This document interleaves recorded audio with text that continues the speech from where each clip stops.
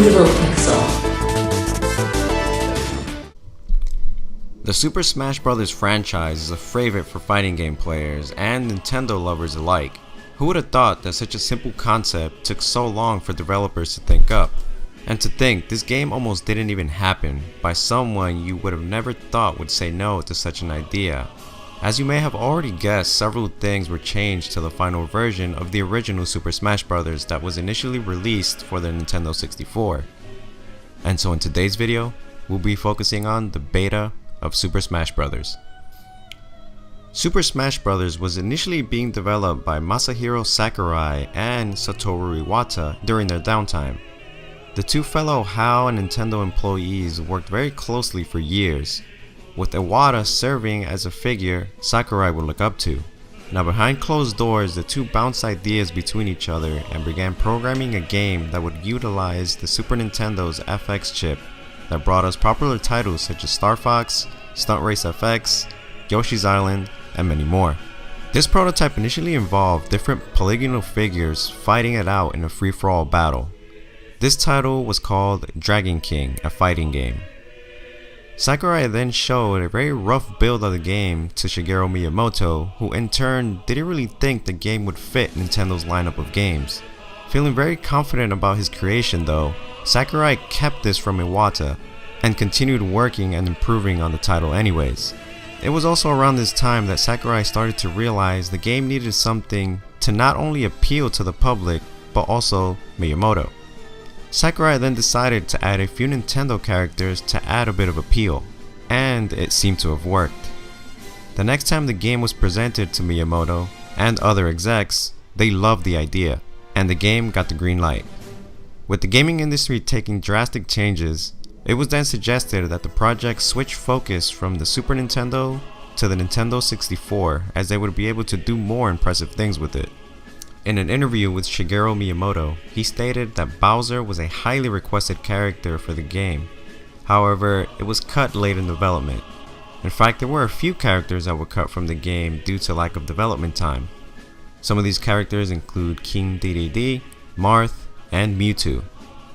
But it is important to note that Bowser, Marth, and Mewtwo made it in the next sequel, Super Smash Bros. Melee, for the GameCube, and King Dedede made it in Super Smash Bros. Brawl for the Wii. Sakurai also confirmed that Mewtwo was in fact being worked on when the first Super Smash Bros. Was being developed for the Nintendo 64. Along with characters, there were also a few differences in the stages selected to be in Super Smash Bros. The Kirby Dream Land stage, for example, has a darker hue of green for the leaves in addition to taller grass in the background. The Hyrule Castle stage consisted of different colors with a higher contrasting background, and the Saffron City Pokemon stage had a higher saturation of pink color to it. Now there were also two unused stages that were left over in the Super Smash Bros. Data, one called Small, which appeared to be an early version of Kirby's Dream Land stage with random platforms and polygons throughout, and another stage called New, which was a very early prototype stage, presumed to be a very first stage being worked on for the game. Along with the early prototype pictures released, there was also an early image of the character select screen, which isn't too different from the final version other than the background character images used. The question mark boxes for the unlockable characters were a bit different as well, and the silhouette of the characters were not used at all in the beta version. Now one of the biggest things missed was the fact that the original Super Smash Bros. Was going to include final smashes. This was confirmed by Sakurai himself. It was a concept that was thought up from the start, but unfortunately didn't appear until the third sequel for Super Smash Bros. Brawl. It was also confirmed that the reason why this was omitted was due to the limitations of the Nintendo 64. Evidence of this shows up as hidden audio files in the game. An audio clip of Ness saying PK Storm can be data mined, which is the name of Ness's final smash in Brawl. Other characters heard on the audio files are Captain Falcon yelling "Come on," as well as Pikachu, Kirby, and Link. Come on! Blue Falcon! PK! Star Storm! Yeah! PK! Pikachu! It was also confirmed that a time attack mode was programmed for the game but was scrapped towards the end, as the time attack mode would be pretty pointless in this style of minigame in the fighting game. Aside from this, just random unused announcer clips were also found. Bonus stage! Draw game! Are you ready? Final stage! Jigglypuff! Let's go! Let's go! Here we go! 出番だ！任務完了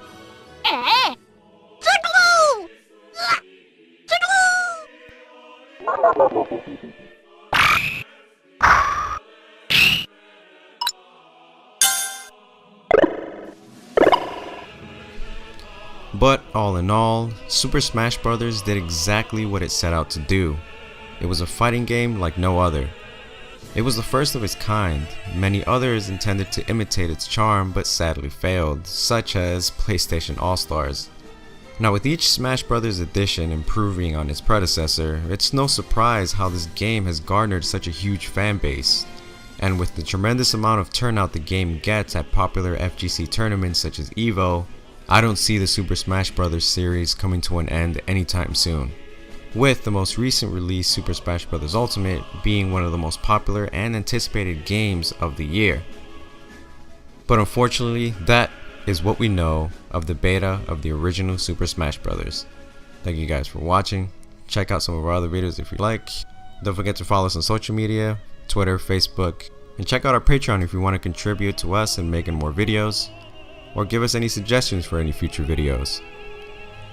And I'll catch you all next time.